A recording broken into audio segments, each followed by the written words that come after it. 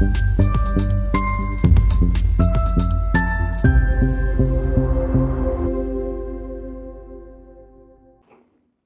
मित्रांनो, आज मराठी भाषा गौरव दिन आहे.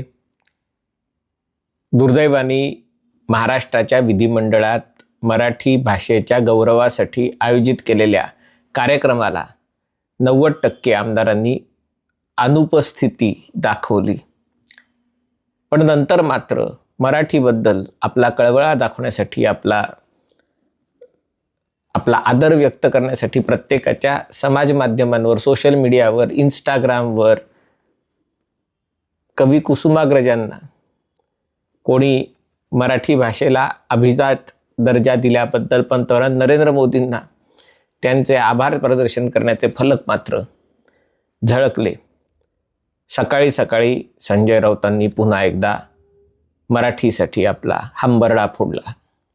हे काल खरं तर देवेंद्र फडणवीसांनी त्यांच्या भाषणात खुद्द तेव्हा मुख्यमंत्री असलेल्या उद्धव ठाकरेंना आरसा दाखवला होता. कशा प्रकारे त्यांच्या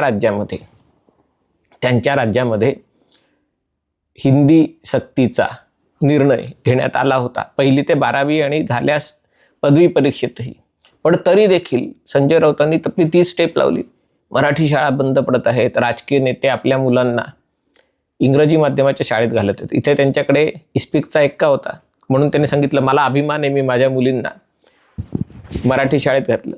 संजय राऊतांनी आपल्या मुलींना मराठी शाळेत घातलं कारण त्यांच्या मुली जेव्हा शाळेत गेल्या तेव्हा बहुधा संजय राऊत हे सामनातले किंवा लोकसत्तातले एक पत्रकार होते, पगारी पत्रकार होते.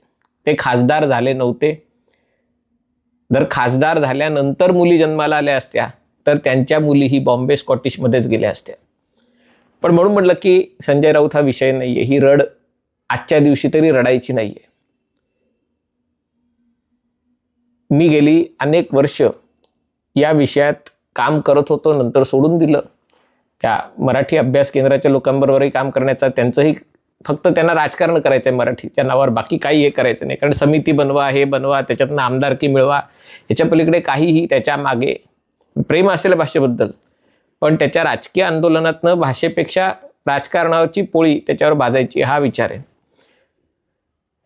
गेली काही वर्ष मला एकूणच या सगळ्याबद्दल खूप निराशा दाटून आली की काही होणार नाही, ते कोणालाच काही पडलेली नाही आहे, कोणालाच आत्मीयता नाही आणि काय होणार. आणि अशा सगळ्या परिस्थितीत अचानक एक गोष्ट नवीन आली आणि ती तुम्हाला सांगणं आवश्यक आहे. आर्टिफिशियल इंटेलिजन्स, याला खरं कृत्रिम बुद्धिमत्ता का म्हणतात मला कळत नाही, कारण मी प्रत्येक गोष्टीचं भाषांतर करतो. या भाषांतरांनी ते शब्द मारले जातात आणि म्हणून मी आर्टिफिशियल इंटेलिजन्स म्हणतोय. त्या क्षेत्राने मराठीसाठी जे काही करण्याची क्षमता दाखवली आहे त्याच्यामुळे मराठी भाषेचं आणि सगळ्याच भारतीय भाषांचं भवितव्य मला उज्ज्वल वाटत आहे.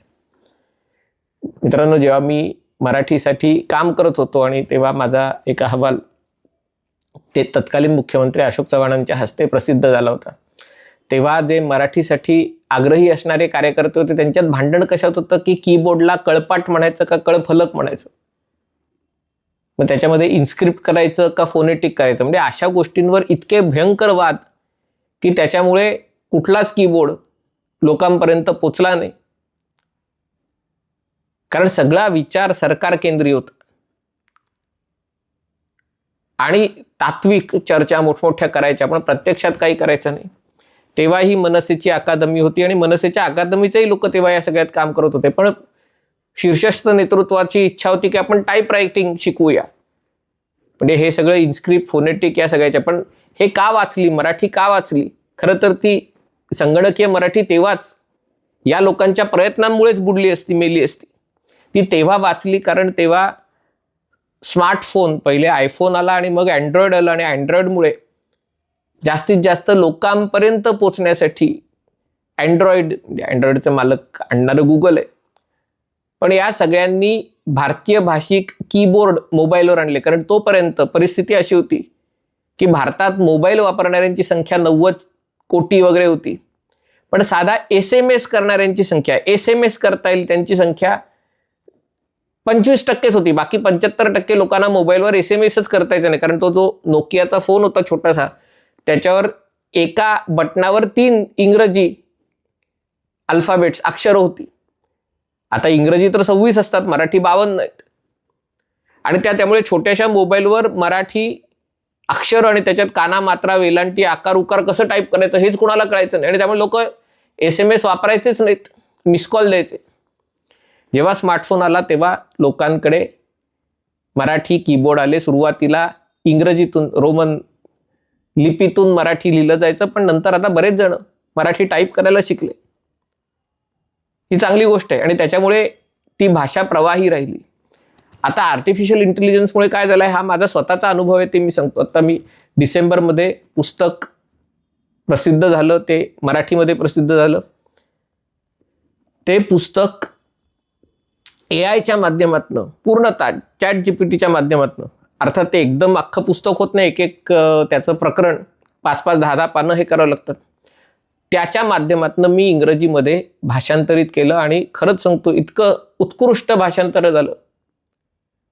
आता ते पुस्तक इंग्रजीतही प्रसिद्ध होत आहे, कारण भाषांतर करण्यासाठी जो खर्च, जो वेळ लागायचा, तो अवघ्या काही मिनिटांवर आलाय. तुम्हाला कॉपी पेस्ट करायला जेवढा वेळ लागेल तेवढाच, आणि खर्चही जवळपास शून्य.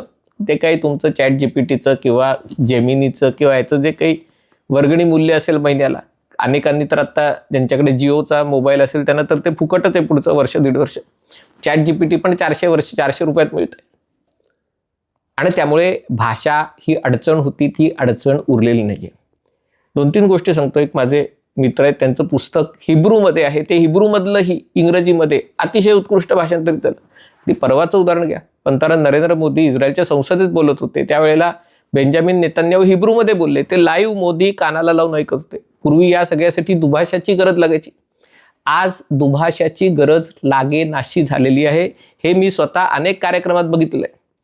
तुम्ही साधा एखादा मोबाईलवरचं ट्रान्सलेटर ॲप तुमच्याकडे असेल, भाषांतराचं ॲप असेल, आणि कोणी कुठल्याही भाषेत बोलत असेल, इंग्रजीत बोलत असेल, तुम्हाला ती तेवढं इंग्रजी साधारणतः समजत असेल, पण चांगलं इंग्रजी समजत नसेल, ते तुम्ही जर व्हॉइस मोड त्याचा ऑन केलात तर त्याच्यात ती भाषा, इंग्रजीची भाषा तुम्हाला मराठीत दिसू शकते किंवा मराठीची भाषा इंग्रजीत दिसू शकते. हे इतकं सहज, शक्य, सोपं झालेलं आहे. याचं कारण म्हणजे जी गोष्ट माणसाला शिकायला इतके वर्ष लागायची, वेळ लागायचा, ते AIच्या माध्यमातून सोपं झालेलं. आणि त्यामुळे आता तुमची कम्फर्ट लेवल, तुम्ही ज्या भाषेत बोलायला अधिक सहजतेने बोलू शकाल. काही जण इंग्रजीतही सहजतेने बोलू शकतात. मलाही इंग्रजी बोलायला कधी काही अडचण नसते, पण तरी देखील मराठी बोलताना, मराठी लिहिताना एक आपलेपणा वाटतो. आणि त्यामुळे मी मराठीतही, मुख्यतः मराठीतच लिहितो. आता काल का परवा एक स्वातंत्र्यवीर सावरकरांचा इस्रायलच्या बद्दलच्या योगदानाबद्दल एक लेख लिहिला होता. कधी लिहिला होता? 4-5 वर्षापूर्वी लिहिला. मराठीत लिहिला होता, तरुण भारतसाठी लिहिला होता. कारण सावरकरांची जयंती का असं काहीतरी तेव्हा होतं. आता काल मोदी तिकडे गेलेले म्हणून तोच लेख मला माझ्याच ईमेलमध्ये मिळाला आणि तो मी AIच्या द्वारे इंग्रजीत केला आणि तोच लेख ट्विटरवर इंग्रजीत सर्क्युलेट केला आणि त्यालाही तेवढीच प्रसिद्धी मिळाली.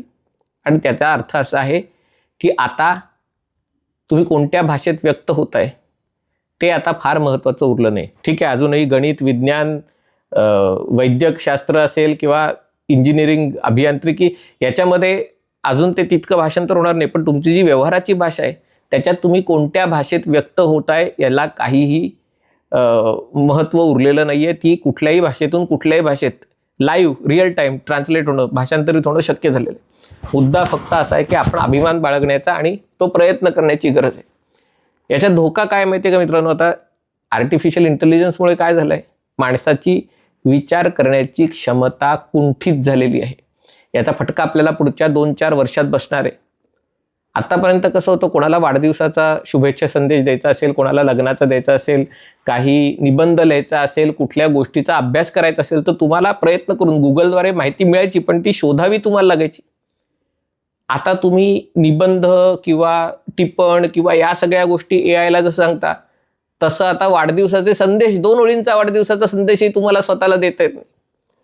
आणि मग ते तुम्ही ChatGPTला सांगतात, माझ्या या मित्राचा वाढदिवस आहे, त्याला जरा एक संदेश लिहून दे मला. पण तो संदेश लिहिताना ती आर्टिफिशियल इंटेलिजन्सची जी भाषा आहे ती लक्षात येते, कारण त्याच्यात शक्यतो 3 विशेषणं असतात. त्याची एक पद्धत असते, ती वाचल्यावर कळतं की या माणसाचा विचार नाही, हा या जेमिनीचा किंवा चॅट जीपीटीचा विचार आहे. आणि मग ते तुम्ही वाचणं सोडून देता. पण मी खरं सांगतो, मी अनेक देशांच्या पंतप्रधानांच्या, राष्ट्रीय नेत्यांच्या, अनेक बलाढ्य कंपन्यांच्या, परवा हिलरी क्लिंटन कुठेतरी आलेल्या, त्यांच्याबद्दलची जी ट्विट आहेत, पोस्ट आहेत, तेही AI च्या माध्यमातून केलेलं हे स्पष्ट दिसून येतं. आणि जेव्हा तुम्हाला कळतं की हे AI च्या माध्यमातून केलं आहे, तेव्हा तुमच्याबद्दल त्याच्यामध्ये, कारण ते एक सपक तेचपणा त्याच्यामध्ये असतो. आणि त्यामुळे अशा या जगामध्ये तुमच्याकडे जर एक सृजनशीलता असेल, नवनिर्माण म्हणजे राजकीय नाही, खरं नवनिर्माण करण्याची ताकद असेल, तर तुम्ही कोणत्या भाषेत व्यक्त होताय याला महत्त्व नाही आहे. तुम्ही जर व्यक्त होत असाल, तुमचं व्यक्त होणं हे या चॅट जीपीटीपेक्षा वेगळं असेल, तर तुम्हाला कुठल्याही भाषेत लोक वाचतील.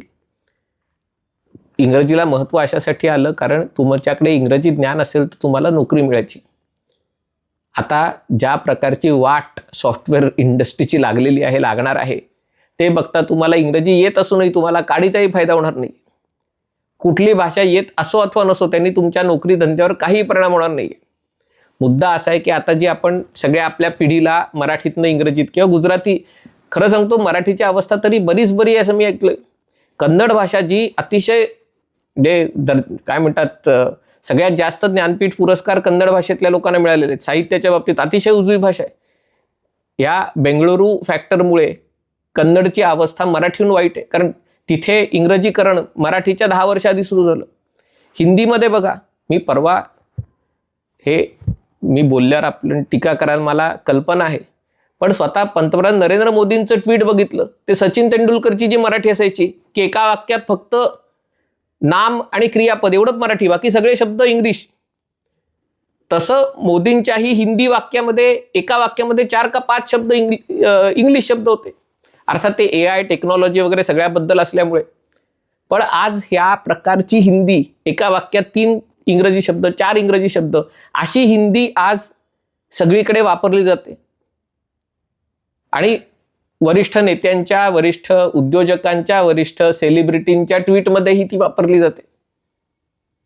आणि त्यामुळे हिंदी ही मराठीपेक्षा जास्त भ्रष्ट झालेली आहे, ही आज वस्तुस्थिती आहे. तीच गोष्ट अनेक भारतीय भाषांबद्दल आहे. आणि त्यामुळे हा लढा सगळ्यांचा असला तरी याला चाकोरी बाहेर जाऊन विचार करावा लागेल. आणि त्यामुळे ही विनंती देवेंद्र फडणवीसांना, मी स्वतः राज्य मराठी विकास संस्थेत काम केलेलं आहे 5 वर्ष, तेच मुख्यमंत्री असताना, या सगळ्या संस्था आता कालबाह्य झालेल्या आहेत. कारण या सगळ्या अजूनही ते कळपाट म्हणायचं का कळफलक म्हणायचं याच्यामध्ये अडकून पडलेले आहेत.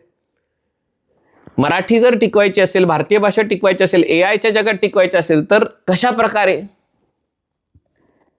अधिकाधिक व्यक्त होऊन, अधिकाधिक आपला ऐवज, भाषिक ऐवज इंटरनेटवर आणून, या सगळ्या LLMला देऊन ती टिकवता येईल, हा प्रयत्न करणं गरज आहे. अन्यथा रडत राऊतगिरी आहेच आहे रोजची. काय झालं तरी हे नाही झालं, ते नाही झालं, असं का केलं, तसं का केलं. म्हणजे ते विचारलं त्यांना की पण देवेंद्र फडणवीसांनी दाखवलं, उद्धव ठाकरेंनी त्यांचाच निर्णय नाही. तेव्हा मी सभागृहात, मी यामुळे विधानसभेत नव्हतो, मग बोलता कशाला, तुम्ही नव्हतात तर. म्हणजे ते कोणी केलं ते मला माहिती नाही. म्हणजे कोणी केलं तर ते उद्धव ठाकरेंनी केलं, सुभाष देसाईंनी केलं, ते मराठीचे मंत्री होते. शिक्षण मंत्री कोण होते कल्पना नाही, पण बहुतेक शिवसेनेचेच होते. आणि त्यामुळे अशा प्रकारे गोष्टी करून टीव्हीवर वावरून भूमिका मांडणं, तक्रार करणं ठीक आहे, पण आपण मराठीसाठी काय करतोय आणि AIच्या जगात आपण काय करणार आहोत याचा देखील विचार करणं महत्त्वाचं आहे. हा व्हिडिओ आपल्याला आवडला असेल तर कृपया लाईक करा, शेअर करा आणि चॅनल सबस्क्राईब करण्याची विनंती आहे. तुर्तास इथेच थांबतो. पाहत रहा MH48.